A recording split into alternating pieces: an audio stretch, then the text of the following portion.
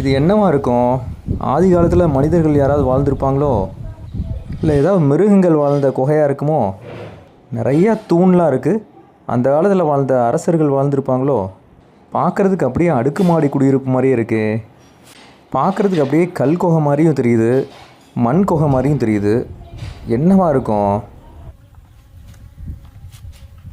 இதை பார்க்குறதுக்கு என்ன ஆதி காலத்தில் மனிதர்கள் வாழ்ந்த குகை மாதிரி தெரிஞ்சுதா உங்களுக்கு? அதுதான் இல்லை. இது வந்து கதண்டு கூடுங்க.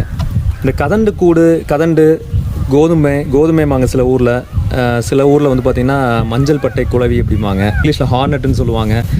சயின்டிஃபிக் நேம் பார்த்தீங்கன்னா வெஸ்பா ட்ராபிகா வந்து கொஞ்சம் பெருசாக இருக்கும். அஃபினிஸ் வந்து கொஞ்சம் சின்னதாக இருக்கும். ஸோ இதை 2 வகையான கதண்டு கூடு இருக்கும். ஒரு கதண்டு கூடு பார்த்திங்கன்னா வெளியில் தொங்கும், பெருசாக வெளியில் கட்டும். அது வந்து வெஸ்பா அஃபினிஸ்னு பேர். இன்னொன்று வந்து மரப்பொந்துக்குள்ளே பெரிய பெரிய குகைக்குள்ளே இந்த மாதிரி பெரிய இடத்துலலாம் கட்டியிருக்கோம். அது இருட்டான இடத்துல பொந்து மாதிரி இடத்துல கட்டியிருக்கோம். அது வந்து வெஸ்பா ட்ராபிகா. பெரிய சைஸ் பெருசாக இருக்குது, தம் சைஸில் இருக்குங்க, நல்லா பெருசாக இருக்கும். So Jain size. நம்ம நாட்டில் இது 2 தான் இருக்குது. நான் பார்த்த வரைக்கும் 2 தான் இருக்குது, அதுக்கு மேலே எதுவும் இல்லை. கூடு பார்த்திங்கன்னா இந்த மாதிரி தான் கூடு கட்டும். இன்னும் பிரம்மாண்டமான கூடெல்லாம் கட்டும். நான் வச்சுருக்கேன், பிரம்மாண்டமான கூடெல்லாம் வச்சுருக்கேன். ஆனால் இப்போதைக்கு என் கையில் இருக்கிறது இதுதான், இப்போ கையில் வச்சுருக்கிறது. ஸோ இது ரொம்ப ஆச்சரியமாக கட்டியிருக்குங்க. இந்த கூடெல்லாம் பார்த்திங்கன்னா தேனி மாதிரியே அறுகோண வடிவில் தான் கூடு கட்டியிருக்கும். தேனி மாதிரியே அறுகோண வடிவிலே இருக்கும். தேனிக்கு எப்படி கூடு முட்டை வச்சு குஞ்சு பொரிக்குதோ அதே மாதிரி தான் முட்டை வச்சு லார்வா வரும். லார்வா வந்து பெருசாகி கூட்டுப்புழுவாகி அப்புறம் அது வெளியில் போகும்.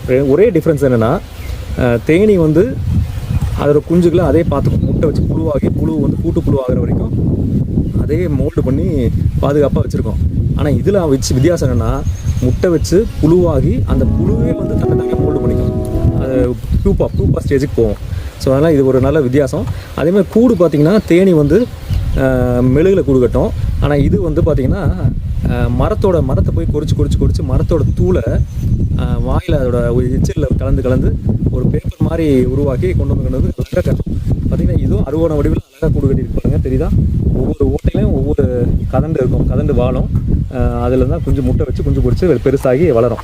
ஸோ அதே மாதிரி பார்த்திங்கன்னா அந்த ஒவ்வொரு கூடும் ஜாயின் ஆகாமல் இருக்கிறதுக்கு அழகாக பில்லர்லாம் வச்சுருக்கு பாருங்கள். உள்ள அழகாக பில்லர்லாம் வச்சு ரொம்ப அழகாக கட்டியிருக்கு.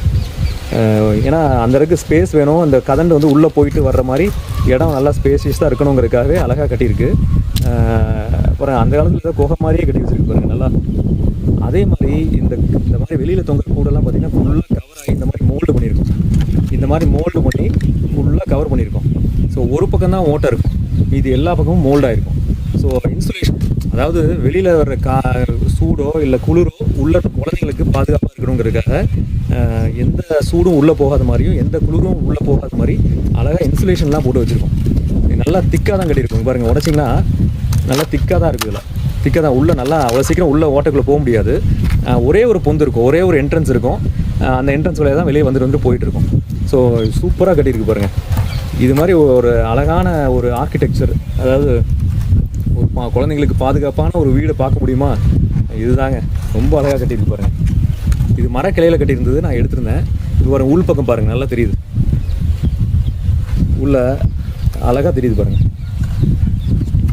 ஸோ கதண்டை பற்றி உங்கள் எல்லாத்துக்கும் தெரியும். கொஞ்சம் ஆக்ரோஷமான ஒரு உயிரினம் தான்.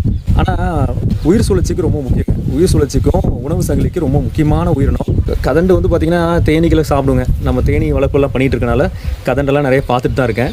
கதண்டு வந்து என்ன பண்ணால் தேனியை பிடிச்சி போகும். அது ரொம்ப முக்கியமான உணவு. அது சாப்பிட்ற 30% உணவுகள் பார்த்திங்கன்னா கதண்டுக்கு வந்து தேனீக்கள் தான். கதண்டுக்கு வந்து 30% உணவுகள் வந்து தேனி தான் அதுக்கு சாப்பாடு. தேனி ரொம்ப முக்கியமான உணவு, ப்ரோட்டீன் ரிச் ஃபுட். அதுக்கு தேனியெல்லாம் பிடிச்சி போகும். ஆனால் அதனால எனக்கு வந்து எந்த பாதிப்பும் வந்தது கிடையாது. மெயின் பாதிப்பு பூச்சிக்கொல்லி களைக்கொல்லி மட்டும்தான். பூச்சிக்கொல்லி களைக்கொல்லி ரசாயனங்கள் மட்டும்தான் பெரிய பாதிப்பு. இதெல்லாம் இதோட வயிற்றுக்காக தான் எடுத்துகிட்டு போகுது. பெரிய லாஸ்லாம் கிடையாது. பட் சில இடத்துல கொஞ்சம் பாதிப்பு இருக்குதுன்னு சொல்கிறாங்க. சில இடத்துல வெளிநாடுகள்லாம் பாதிப்பு இருக்குது. ஆனால் எனக்கு வந்து அந்த பாதிப்பு வந்தது கிடையாது. அதே மாதிரி பார்த்திங்கன்னா இந்த கதண்டுக்கு வந்து நிறைய பூச்சி புழுக்கள்லாம் நிறைய சாப்பிடுங்க. மகரந்த சேர்க்கையே பண்ணும். நீங்கள் அதிகமாக பார்த்தீங்கன்னா தென்னை மரத்துலாம் நிறைய மகரந்த சேர்க்கை பண்ணிகிட்டு இருக்கோம். ஆனால் தேனி அளவுக்கு பண்ணாது. பட் இருந்தாலும் அதுவும் ஒரு மகரந்த சேர்க்கை சப்போர்ட் பண்ணும். ஈவன் செங்கோலவி இது எல்லாமே மகரந்த சேர்க்கை ரொம்ப முக்கியம்தான். இந்த கதண்டுக்கு வந்து இந்த நிறையா கார்போஹைட்ரேட்டும் வேணும், ப்ரோட்டீன் மட்டும் பத்தாது. அதனால் நம்ம தேனும் சாப்பிடும். நான் தேன்லாம் அறுவடை பண்ணும்போது பார்த்திங்கன்னா கதண்டெல்லாம் வந்து கூட சேர்ந்து தேனியும் வந்து முச்சிக்கிட்டு இருக்கும், கதண்டும் வந்து முக்கியம், செங்கோலையும் வந்து முக்கியம். ஸோ இதெல்லாம் வந்து இயற்கையாகவே தானே தேடி வந்துடும். ஆனால் நான் அப்போல்லாம் கையிலே பிடிச்சிருவேன், மயங்கி போய் குடிக்குங்க. தேனை சுத்தமான தேன் சாப்பிடும்போது அப்படியே மயங்கி போய் சாப்பிட்டுட்டு இருக்கோம். ரொம்ப ஆச்சரியமாக இருக்கும். நான் கையில் பிடிச்சாலும் ஒன்றும் பண்ணுறதில்ல. கதண்டுகள் பார்த்திங்கன்னா பழங்கள் பழங்கள் நல்லா சாப்பிடுங்க. இனிப்பு சம்மந்தமான எல்லாமே சாப்பிடும். அப்புறம் பூச்சி புழுக்களை நல்லா பிடிச்சிட்டு போவோம். மாமிசம் சாப்பிடுங்க, கறிகள் சாப்பிடும், மீன் சாப்பிடும், சின்ன சின்ன பூச்சிகளை வேட்டையாடி சாப்பிடும், தேனீக்களை நல்லா சாப்பிடுங்க.